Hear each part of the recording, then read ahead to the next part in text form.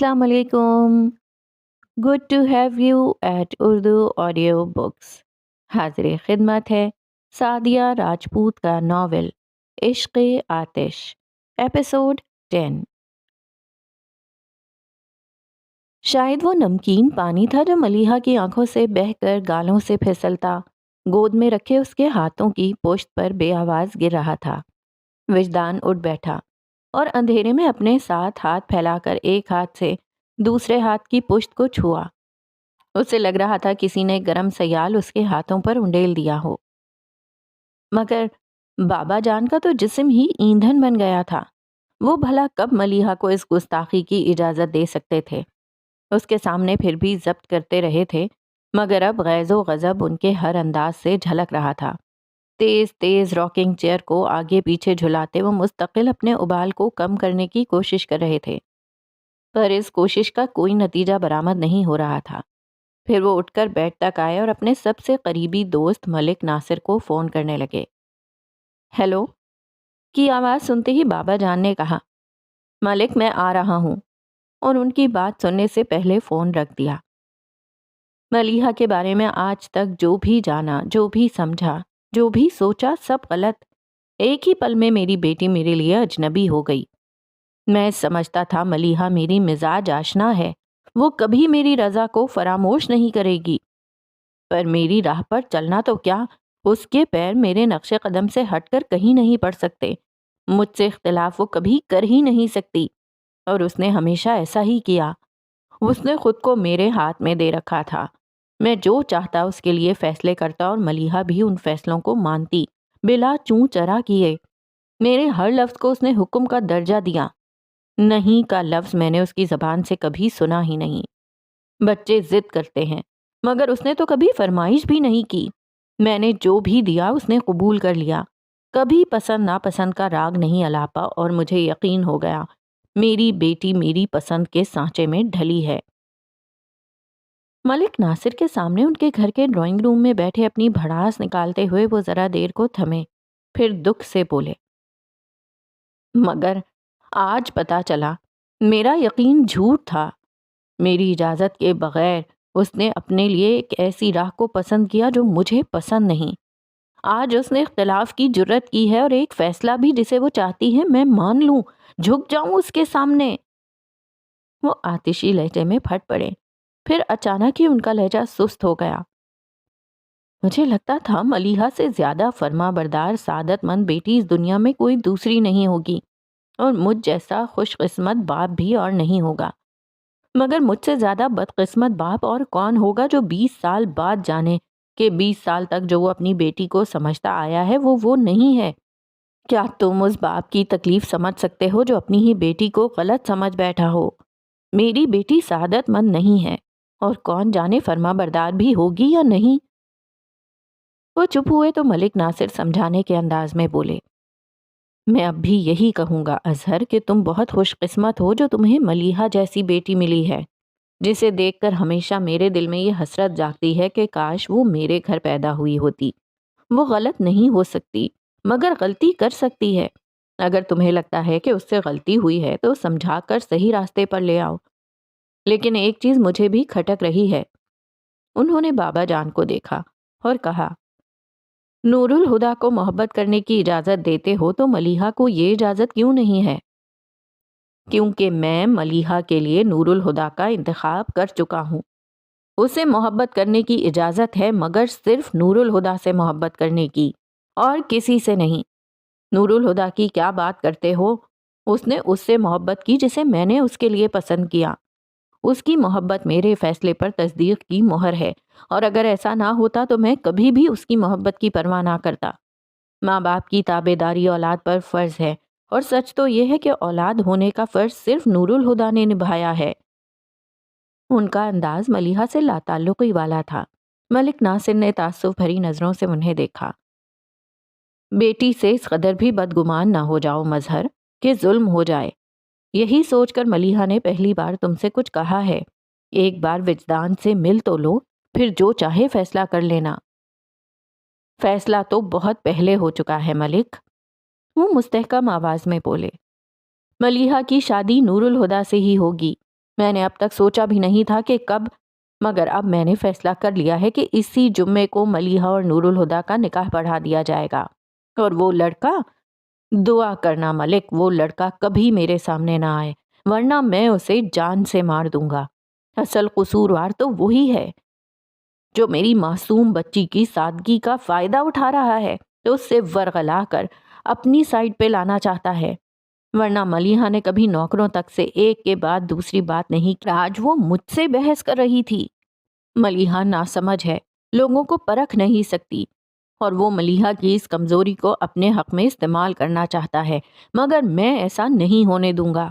خوب جانتا ہوں ان راہ چلتے لڑکوں کو اور ان کی سو کالڈ محبتوں کو۔ لڑکیاں ان کے لیے کھلونا ہوتی ہیں، لیکن اظہر فاروقی کی بیٹی کھلونا نہیں ہے۔ جن ہاتھوں نے اس سے کھیلنے کی جرت کی وہ جسم سے الگ ہو جائیں گے۔ ملک ناصر نے سانس بھر کر بابا جان کے تنے ہوئے چہرے کو دیکھا۔ جب سب کچھ طے کر چکے ہو تو یہ غصہ کس لیے؟ ان کی بات سن کر بابا جان کے چہرے کے عضلات ڈھیلے پڑ گئے۔ سر کو ذرا سا جھکا کر کن پٹی مسلتے ہوئے انہوں نے سست لہجے میں کہا، مجھے ملیحہ پر اتنا غصہ نہیں آ رہا جتنا اپنے آپ پر۔ جس بیٹی سے کبھی اونچی آواز میں بات نہیں کی تھی، آج کتنی سفاکی سے اسے کہہ دیا کہ مر جاؤ گی تو دفنا دوں گا۔ اتنی بڑی بات پتہ نہیں کیسے میرے منہ سے نکل گئی۔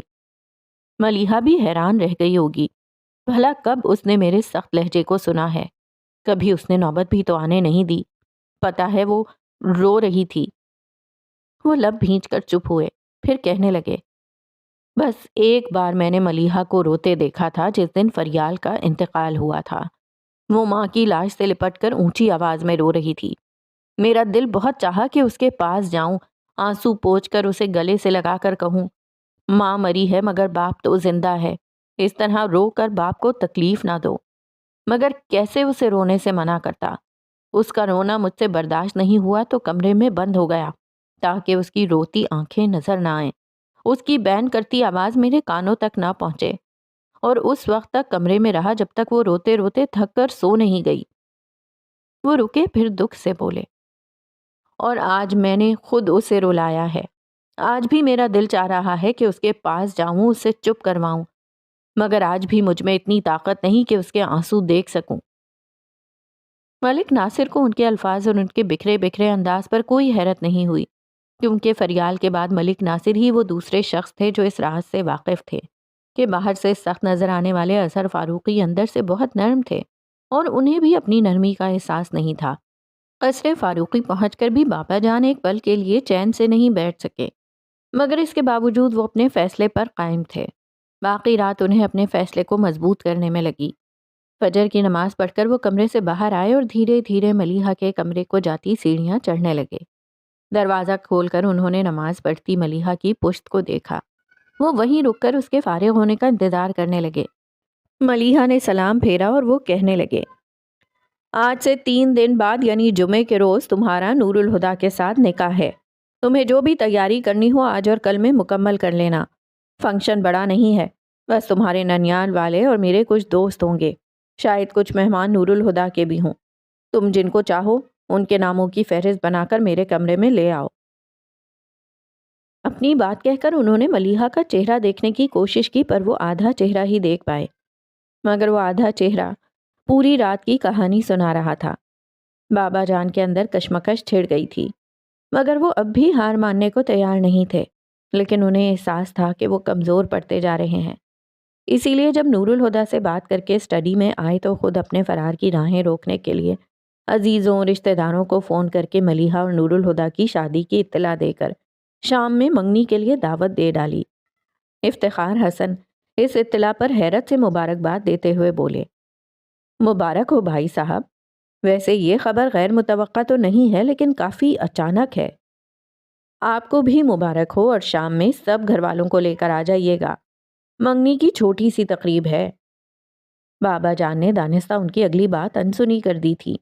ضرور، افتخار حسن نے کہا، ابھی کچھ دیر پہلے ملیحہ کا فون آیا تھا، لیکن اس نے نہ شادی کے بارے میں بتایا نہ منگنی کے بارے میں۔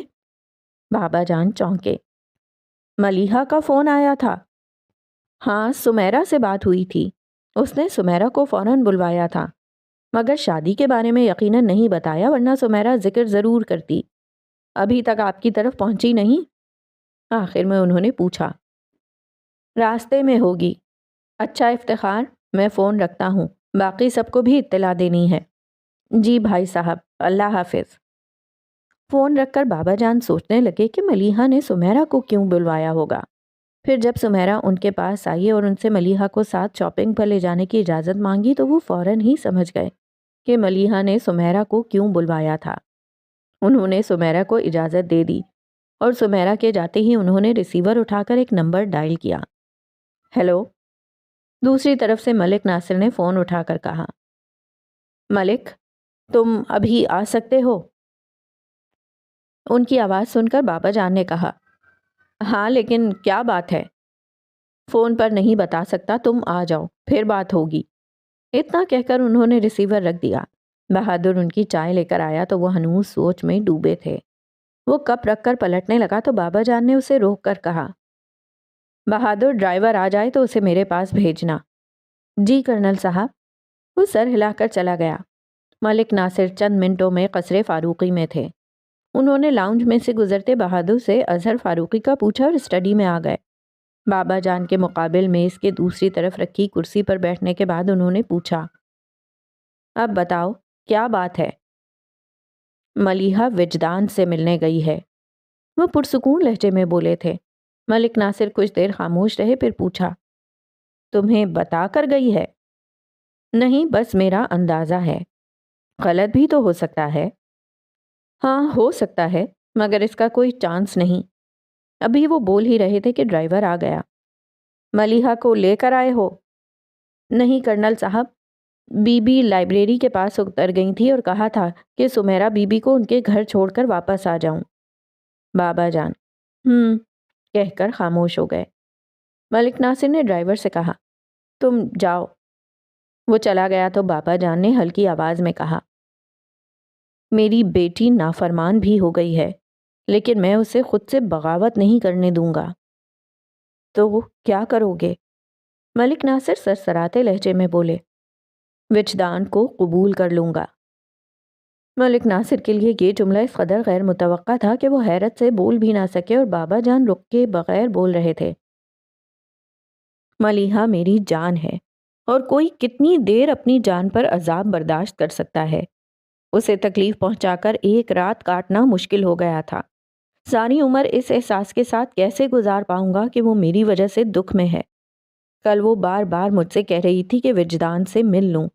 اگر آج وہ وجدان سے ملی تو اسے میرے پاس ضرور لائے گی۔ اور وہ لڑکا اگر ملیحہ سے اتنی محبت کرتا ہے کہ اس کا ہاتھ مانگنے میرے پاس آ جائے تو میں بخوشی ملیحہ کا ہاتھ اس کے ہاتھ میں دے دوں گا۔ اور نور الہدیٰ؟ ملک ناصر نے مبہم سا سوال کیا۔ وہ پہلے ہی کہہ چکا ہے کہ ملیحہ کی مرضی کے بغیر اس سے شادی نہیں کرے گا، اور اگر اسے پتہ چل جائے کہ ملیحہ وجدان سے شادی کرنا چاہتی ہے تو سب سے پہلے وہی ان دونوں کی وکالت کرے گا۔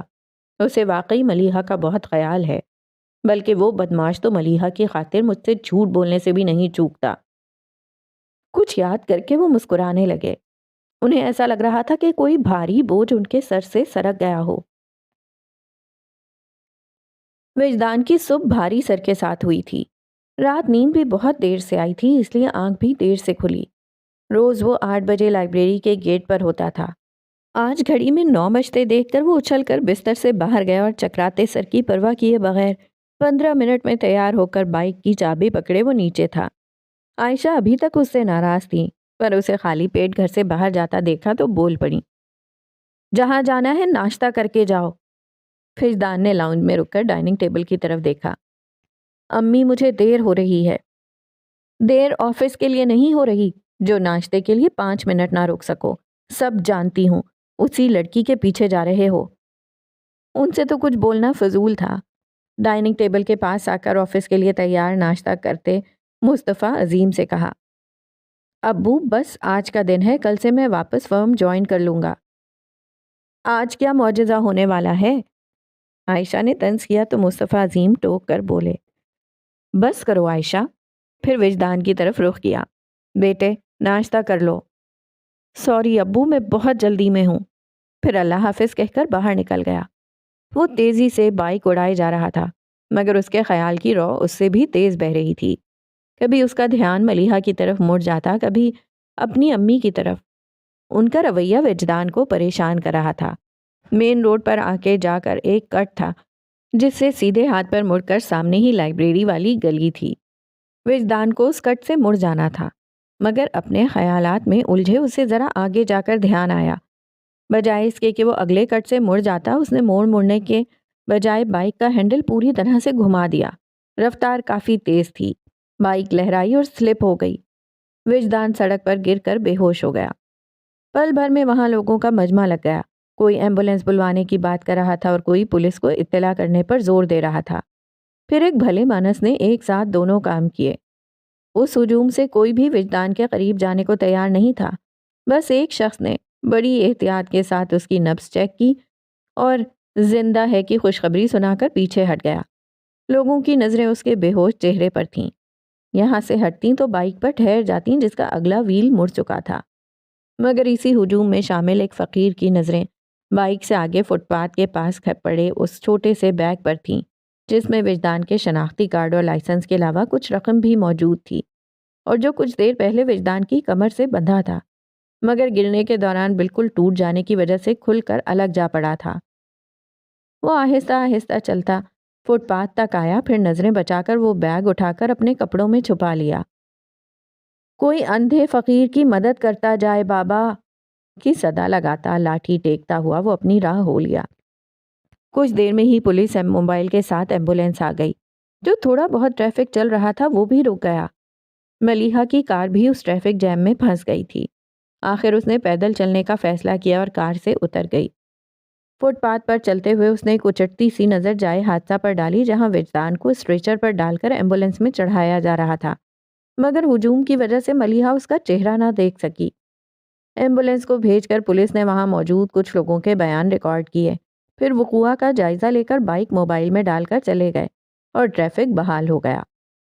لائبریری کی سیڑھیوں پر بیٹھی لمحہ لمحہ گنتی ملیحہ کے وہم و گمان میں بھی نہیں تھا کہ چند کلومیٹر کے فاصلے پر بے ہوش وجدان کے دماغ کا ایکس رے لیا جا رہا تھا۔ سمیرہ نے ہال میں قدم رکھا تو سب گھر والوں کو وہاں جمع دیکھا۔ افتخار حسن اور منیر حسن بھی ابھی تک گھر میں موجود تھے۔ آپ تو آفس چلے گئے تھے؟ وہ آفاق کو دیکھ کر حیرت سے بولی جو اسے قصر فاروقی ڈراپ کر کے آفس چلا گیا تھا۔ ہاں، مگر امی نے فون کر کے ملیحہ کی شادی اور شام میں انگیجمنٹ کا بتایا تو رہ نہیں سکا اور اصل صورتحال جاننے کے لیے چلا آیا۔ پر تمہاری تو ملیحہ سے بات ہو چکی تھی تو تم نے بتایا کیوں نہیں؟ چچی سمیرہ سے بولی۔ ملیحہ نے فون پر بتایا ہی کہا تھا چچی جان، وہ تو جا کر پتہ چلا۔ لیکن واپس کیوں آ گئیں؟ دوپہر کے بعد ہم بھی وہاں جانے والے ہیں، تم وہیں ملیحہ کے پاس رہ جاتی، ایسے وقت میں وہ اکیلی ہے۔ اب اس کی امی نے کہا تو سمیرہ بولی۔ وہ گھر پر نہیں ہے، شاپنگ کے لیے گئی ہے۔ آج اور کل کا دن ہی تو ہے، برسوں تو مہندی ہے۔ کہا تو اس نے مجھے بھی تھا پر پوچھ کر نہیں گئی تھی، یوں بھی اتنی صبح شاپنگ کے خیال سے ہی مجھے چکر آ گئے تھے۔ پوچھنے کا تو کوئی مسئلہ نہیں تھا، فون پر بتا دیتی کافی ہوتا، منیر حسن نے کہا۔ لیکن سمجھ نہیں آ رہا پھپھا جان نے ملیحہ کی شادی اتنی جلد بازی میں کیوں طے کی؟ سمد نے وہ سوال پوچھا تھا جو آفاق کو پریشان کر رہا تھا، اور جس کا جواب سوچ کر سمیرہ ایک بار پھر پریشان ہو اٹھی۔ ہمارے لیے یہ اطلاع اچانک ہے، مگر بھائی صاحب نے پہلے سے ہی طے کر رکھا ہوگا، پھر جب وقت قریب آیا تو اعلان کر دیا۔ اپنے پاپا کی بات پر آفاق کی گردن دھیرے دھیرے نفی میں ہلنے لگی۔ اسے پتہ نہیں کیوں یقین تھا کہ ملیحہ نے اپنے بابا جان سے بات کر لی ہوگی اور اب یہ شادی اسی کا ری ایکشن ہے، مگر اس نے خود کو بولنے سے باز ہی رکھا۔ سمد نے البتہ اختلاف کیا۔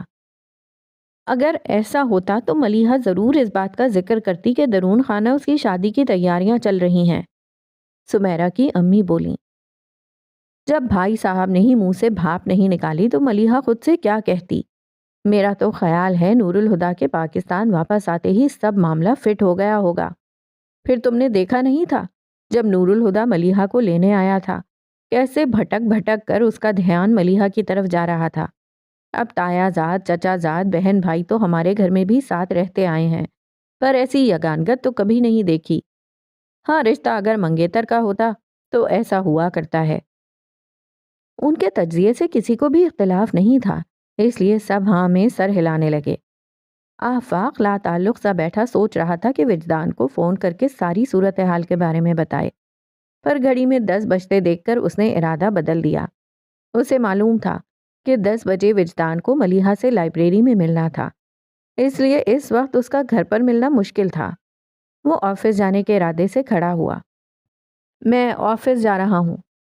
اس نے سوچا سمیرہ اسے باہر تک حسب معمول چھوڑنے آئے گی تو اس سے بات کر کے اندازہ لگائے گا کہ اسے ملیحہ نے اپنے اور وجدان کے بارے میں کچھ بتایا ہے یا نہیں، پر وہ اعصابی طور پر تھک چکی تھی۔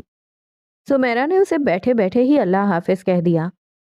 آفاق نے سوچا اسے باہر آنے کو کہے، پھر خیال آیا ملیحہ پورے سیاق و سباق کے ساتھ واقعہ وجدان کے گوش گزار کر ہی دے گی، جس کے بعد وجدان یقیناً اس سے کانٹیکٹ کرے گا، تو پھر سمیرہ سے پوچھنے کی ضرورت ہی کیا ہے؟ ممکن ہے ملیحہ نے اسے نہ بتایا ہو اور آفاق کی باتوں سے وہ مشکوک ہو جائے۔ سمیرہ سے بات کرنے کا خیال ترک کر کے وہ آفس کے لیے نکل گیا، مگر آفس میں بھی وہ الجھا ہی رہا۔ ہر بار جب اس کے ڈیسک پر رکھا فون بجتا تو وہ یہ سوچ کر فون اٹھاتا کہ شاید وجدان کا فون ہو۔ آخر 3 گھنٹے بعد اس نے وجدان کے گھر فون ملا دیا جسے انیقہ نے ریسیو کیا تھا۔ بھابی السلام علیکم، آفاق بات کر رہا ہوں، وجدان گھر پر ہے؟ وعلیکم السلام، اور آج کل آپ کے دوست کا کوئی ٹھکانہ نہیں، اتنا تو آپ بھی جانتے ہیں۔ مطلب وہ گھر پر نہیں ہے؟ صحیح سمجھے؟ اچھا۔ آفاق نے اچھا کو لمبا کھینچا۔ بھابی اگر وہ گھر آئے یا اس کا فون ہی آ جائے تو اس سے کہیے گا کہ وہ مجھ سے بات کرے، یوں سمجھے ایمرجنسی ہے۔ ٹھیک ہے، اسے بتا دوں گی، اللہ حافظ۔ فون رکھ کر وہ پلٹی تو عائشہ مصطفیٰ نے پوچھا، کس کا فون تھا؟ آفاق کا، کہہ رہے تھے وجدان سے ضروری کام ہے، گھر آئے تو اس سے کہیں کہ مجھ سے بات کر لے۔ ایسا کیا ضروری کام پڑ گیا؟ وہ اچنبھے سے بولی۔ ہوگا کوئی کام، میں نے پوچھا نہیں۔ انیقہ نے شانے اچکا دیے۔ وجدان کے ایکس رے کلیئر تھے، اسے کوئی گہری چوٹ نہیں آئی تھی، مگر اب تک وہ بے ہوش تھا۔ اس کے پاس ایسی کوئی چیز نہیں مل سکی جس سے اس کی شناخت ہو پاتی۔ جائے حادثہ سے بھی پولیس کو ایسی کوئی چیز دستیاب نہیں ہوئی۔ اب ایک ہی طریقہ تھا کہ بائک کے رجسٹریشن نمبر کے ذریعے اس کا اتا پتہ معلوم کرنے کی کوشش کی جاتی۔ یہ 18 دسمبر 1981 کا سرد دن تھا۔ آج کا کمپیوٹرائزڈ دور نہیں تھا۔ اس وقت ریکارڈ ہاتھ سے تیار کیے جاتے تھے، اور اگر کہیں کوئی فائل نکالنی ہوتی تو گھنٹوں اسٹور روم میں فائلوں کے انبار کے ساتھ سر کھپانا پڑتا۔ وجدان کی شناخت بھی ایسا ہی سر درد ثابت ہونے والی تھی جس میں گھنٹوں لگ جاتے۔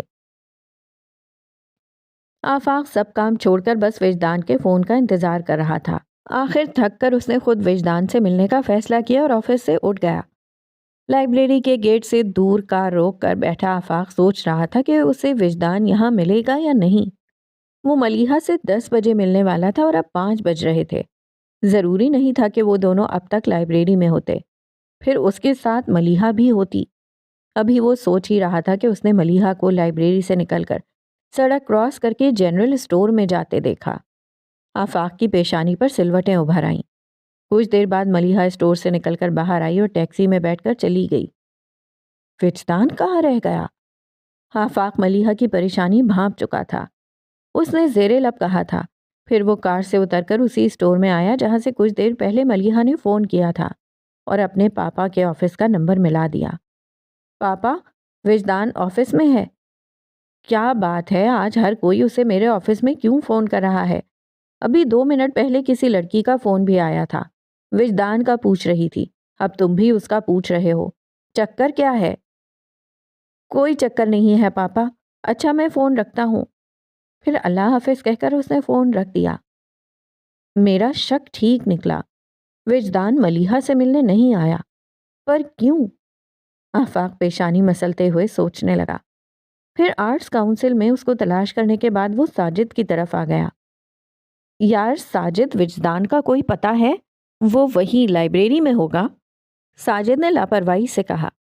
وہ وہاں نہیں ہے، بلکہ کہیں بھی نہیں ہے۔ آفاق نے پھر پریشانی سے بولا، ساجد اس کا ملنا خود اس کے لیے بہت ضروری ہے، کہیں سے بھی اسے ڈھونڈنا ہوگا۔ سب ٹھیک تو ہے؟ اس کے انداز پر وہ پریشان ہو گیا۔ آفاق لب بھینچ کر خاموش ہو گیا۔ ساجد اس کا دوست صحیح، پر وہ اس کے سامنے ملیحہ کا نام نہیں لینا چاہتا تھا۔ ساجد بھی اس کی خاموشی سے سمجھ گیا کہ کوئی ایسی بات ہے جو آفاق اسے بتانا نہیں چاہتا، تو اس نے پھر کوئی سوال نہیں کیا اور اس کے ساتھ اٹھایا۔ خوش قسمتی سے اس نئے ماڈل کی بائک جسے خریدے ہوئے ابھی زیادہ عرصہ نہیں ہوا تھا کہ فائل توقع سے کم وقت میں اسٹور روم سے برآمد ہو گئی۔ بائک کی رجسٹریشن مزمل مصطفیٰ کے نام پر تھی۔ فائل میں مزمل کی تصویر بھی موجود تھی۔ تصویر میں نظر آ رہا چہرہ زخمی کے چہرے سے تھوڑی مشابہت تو رکھتا تھا، مگر پھر بھی کافی الگ تھا۔ رجسٹریشن فائل سے زخمی کی شناخت تو نہیں ہو سکی، پر اس امید پر کہ مزمل مصطفیٰ اس نوجوان کی شناخت کر سکے، ایس ایچ او نے کاغذات سے ملنے والے اس کے آفس کے نمبر پر اسے فون کیا اور حادثے کی اطلاع دے دی۔ مزمل ایک پل میں سمجھ گیا کہ زخمی نوجوان کون ہوگا۔ بائک کی رجسٹریشن تو مزمل کے نام پر تھی، مگر اس کا استعمال صرف وجدان ہی کیا کرتا تھا۔ فون پر بتائے گئے حلیے کو پہچان کر بھی مزمل نے خود جا کر تصدیق کرنا ضروری سمجھا اور اپنے گھر والوں کو حادثے کی اطلاع کیے بغیر اسپتال آ گیا، جس کا نام اسے ایس ایچ او نے بتایا تھا۔ جنرل وارڈ کے بیڈ پر وجدان کو دیکھ کر مزمل سکتے میں رہ گیا۔ اس نے فوراً ڈاکٹر سے اس کی حالت کے بارے میں پوچھا۔ ہی از فائن۔ بائک سے گرنے کی وجہ سے دونوں گھٹنے چھل گئے ہیں اور بائیں پنڈلی پر بھی کچھ چوٹیں آئی ہیں، مگر وہ سب معمولی ہیں۔ ہیلمٹ نہ ہونے کی وجہ سے سر پر چوٹ آئی ہے، مگر وہ زیادہ گہری نہیں، لیکن ان کی بے ہوشی اسی چوٹ کی وجہ سے ہے۔ کوئی پریشانی کی بات تو نہیں ہے؟ وہ فکر مندی سے بولا۔ بالکل نہیں، ہوش میں آتے ہی ان کا ہلکا پھلکا چیک اپ ہوگا، اس کے بعد یہ گھر جا سکتے ہیں۔ اور اسے ہوش کب تک آئے گا؟ آپ کے بھائی کو 2-3 گھنٹے میں ہوش آ جائے گا، مگر میں نے آپ سے کہا نا کہ فکر کی کوئی بات نہیں۔ ہر طرف سے مطمئن ہو کر مزمل نے اسے روم میں شفٹ کرنے کا بندوبست کیا۔ اب اسے مصطفیٰ عظیم کو اطلاع کرنی تھی۔ اسے فون پر ایسی پریشان کن خبر دینا مناسب نہیں لگا تو ان کے آفس آ گیا۔ ابو، میں آپ کو لینے آیا ہوں۔ کیوں؟ وہ حیران ہوئے۔ مزمل ہچکچایا، پھر سوچا بتانا تو پڑے گا۔ وجدان کا چھوٹا سا ایکسیڈنٹ ہو گیا ہے۔ کیا کہہ رہے ہو؟ مزمل نے کوشش کی تھی کہ خبر سناتے وقت وہ ریلیکس رہے، مگر مصطفیٰ عظیم پھر بھی پریشان ہو گئے۔ ابو پلیز پریشان مت ہوں، وہ ٹھیک ہے، آپ آرام سے بیٹھ جائیے۔ مزمل نے ان کے شانوں پر ہاتھ رکھ کر انہیں بیٹھنے کو کہا۔ وہ اس کے ہاتھ ہٹا کر بولے، مجھے اس کے پاس لے چلو مزمل۔ لے جانے ہی آیا ہوں، مگر آپ بیٹھ تو جائیں۔ اس بار مزمل نے انہیں زبردستی بٹھا دیا۔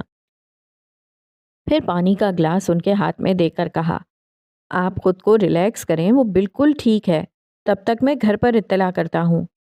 وہ پانی کا گلاس پکڑے ٹکر ٹکر اسے دیکھتے رہے۔ مزمل نے پھر ان سے کچھ نہیں کہا اور گھر پر فون کرنے لگا۔ بیل جانے کی آواز سن کر وہ دعا کرنے لگا کہ فون انیقہ ہی اٹھائے۔ پھر ایسا ہی ہوا۔ انیقہ، مجھے تم سے خاص بات کرنی ہے، اس لیے پہلے تو تم آرام سے بیٹھ جاؤ۔ ایسی کیا بات ہے؟ انیقہ جو فون سننے سے پہلے پاس رکھی کرسی پر بیٹھ گئی تھی، مزمل کی آواز سن کر گھبراہٹ میں کھڑی ہو گئی۔ مزمل نے نرمی سے ٹوکا، دیکھو اگر تم اس طرح کرو گی تو میں بات کیسے کروں گا؟ انیقہ کو لگا وہ ٹھیک کہہ رہا ہے۔ اس نے اپنے حواس قابو میں کر کے کہا، ہاں اب بتائیں کیا بات ہے؟ وجدان کا معمولی ایکسیڈنٹ ہو گیا ہے۔ ایکسیڈنٹ؟ وہ خود کو پریشان ہونے سے روک نہیں پائی۔ ہاں مگر چھوٹا سا، وہ اسپتال میں ہے، لیکن پریشانی کی کوئی بات نہیں، اسے صرف معمولی چوٹیں ہی آئی ہیں۔ میں ابو کو لے کر کچھ دیر بعد گھر آ جاؤں گا، تم امی کو حادثے کا بتا کر ذہنی طور پر تیار کر لو، ورنہ اسپتال میں وجدان کو دیکھ کر وہ پریشان ہو جائیں گی، ٹھیک ہے؟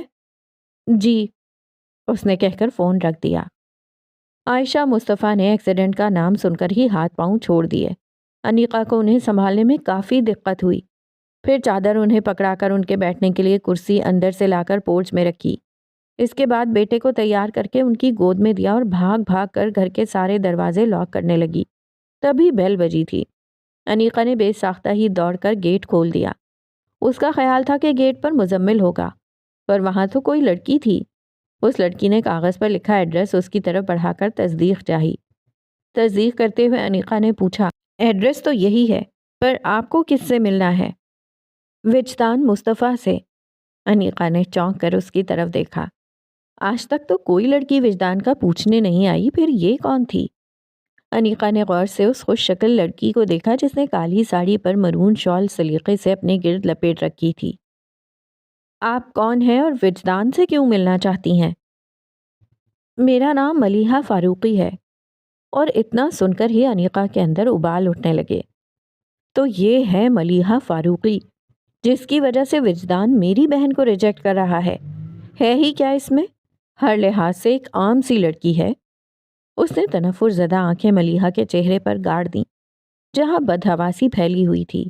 وہ منت بھرے انداز میں کہہ رہی تھی، پلیز وجدان کو بلا دیجئے، میرا ان سے ملنا بہت ضروری ہے۔ وہ گھر پر نہیں ہے۔ انیقا نے کہہ کر گیٹ بند کرنا چاہا پر ملیحہ نے اسے ایسا کرنے نہیں دیا اور گیٹ پر ہاتھ رکھ کر روکتے ہوئے بولی، آپ کو معلوم ہے وہ کہاں گئے ہیں اور کب تک آئیں گے؟ نہیں۔ جانے وہ کون سا جذبہ تھا کہ انیقا نے اسے بے خبر رکھنا چاہا، حالانکہ وہ دیکھ سکتی تھی کہ ملیحہ بہت پریشان ہے۔ شاید یہ ملیحہ کو وجدان سے نہ ملنے دینے کی لاشعوری کوشش تھی۔ ملیحہ نے اپنا نمبر اسی چٹ کے پیچھے لکھ کر انیقا کو دیا اور کہا، وجدان جیسے ہی گھر آئیں ان سے کہیں اس نمبر پر مجھ سے بات کر لیں۔ انیقا نے چٹ لے کر گیٹ بند کر دیا۔ بیل کی آواز سن کر عائشہ بھی پوتے کو اٹھائے گیٹ کی طرف بڑھی تھیں، پر انیقا کو بات کرتے دیکھ کر سمجھ گئیں کہ مزمل نہیں آیا اور وہیں رک کر انیقا کو دیکھنے لگیں۔ گیٹ بند کر کے وہ واپس مڑی تو انہوں نے پوچھا، کون تھا؟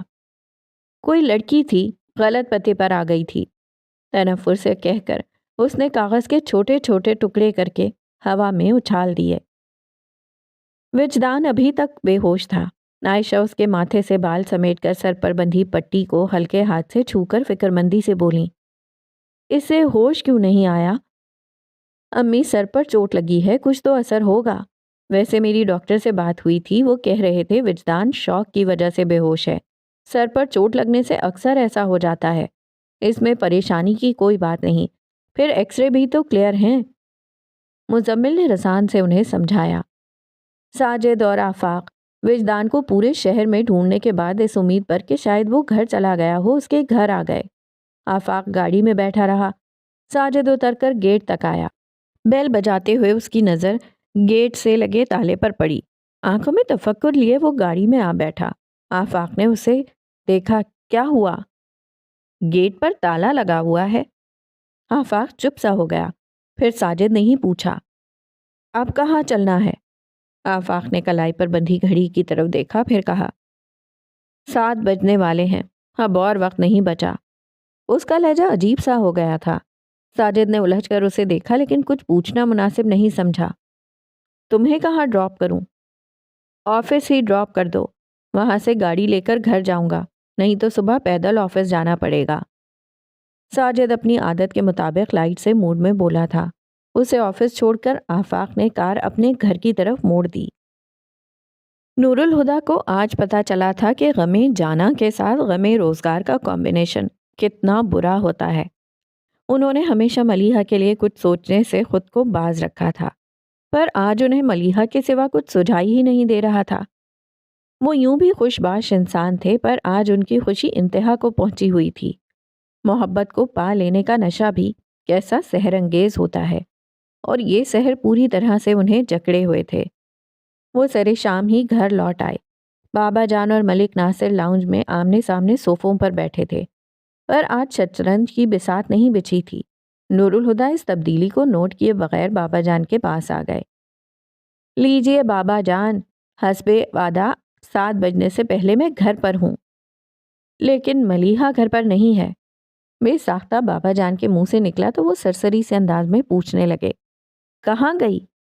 بابا جان نے ذرا توقف کیا، پھر کہا، شادی کی شاپنگ کے لیے۔ ابھی تک نہیں آئی؟ پھر دھیان آنے پر پوچھنے لگے، اور گئی کس کے ساتھ ہے؟ اکیلی ہی گئی ہے اور کچھ دیر میں آ جائے گی۔ اچھا، میں فریش ہو کر آتا ہوں، پھر ساتھ میں چائے پئیں گے۔ نور الہدا نے کہا، پھر اٹھ کر اپنے کمرے میں چلے گئے۔ تم نے اسے بتایا کیوں نہیں اظہر؟ ملک ناصر نے نور الہدا کے جانے کے بعد بابا جان سے کہا۔ بتانے کے لیے کیا رکھا ہے ملک؟ صبح سے شام ہو گئی ہے اور ملیحہ ابھی تک گھر نہیں آئی۔ ہو سکتا ہے ابھی تک ملیحہ کی وجدان سے ملاقات نہ ہوئی ہو۔ ملک ناصر نے خوشگمانی کی تو بابا جان بولے، اور یہ بھی ہو سکتا ہے اس نے ملیحہ کی بات ماننے سے انکار کر دیا ہو، پھر اپنے ہی قیاس پر پریشان سے ہو گئے۔ ملک، دعا کرو میری بیٹی کا دل نہ ٹوٹے۔ مگر 7 بجے اہتمام سے تیار ہوئی ملیحہ کو ڈرائنگ روم میں آتا دیکھ کر وہ سمجھ گئے کہ ان کی دعا رائے گاں گئی تھی۔ بابا جان تو کچھ بھی بولنے کی پوزیشن میں نہیں تھے، البتہ ملک ناصر فوراً اس کی مدد کو آئے۔ چھوڑیے بھابھی، اب ان باتوں میں مزید وقت کیا گنوانا، آؤ بیٹی کی رسم کر لی جائے۔ سب رسم کے خیال سے ایکسائٹیڈ ہو گئے اور کسی کو پھر اس طرف دھیان نہیں آیا۔ ملیحہ سے کہہ کر وہ بابا جان کے پاس آئے جو ماتھے پر شکنے لیے ملیحہ کو گہری نظروں سے دیکھ رہے تھے۔ چلو اظہر، اس نے میری بیٹی کو دھوکہ دیا ہے، بابا جان نے آتشین لہجے میں گھٹی ہوئی آواز کے ساتھ کہا تو ملک ناصر نرمی سے ٹوک کر احساس دلانے لگے۔ یہ وقت ان باتوں کا نہیں ہے، آؤ بیٹی کے سر پر ہاتھ رکھ کر دعا دو۔ پھر نور الہدا نے بابا جان سے اجازت لے کر ملیحہ کے بائیں ہاتھ کی انگلی میں ڈائمنڈ رنگ پہنا دی۔ پلکیں جھکا کر بیٹھی ملیحہ کو دیکھ کر بابا جان نے دل ہی دل میں دعا دی، یا اللہ، جو دکھ میری بیٹی نے جھیل لیا اس کی شکایت نہیں کی، مگر آئندہ ملیحہ کی زندگی میں کوئی غم نہ آئے۔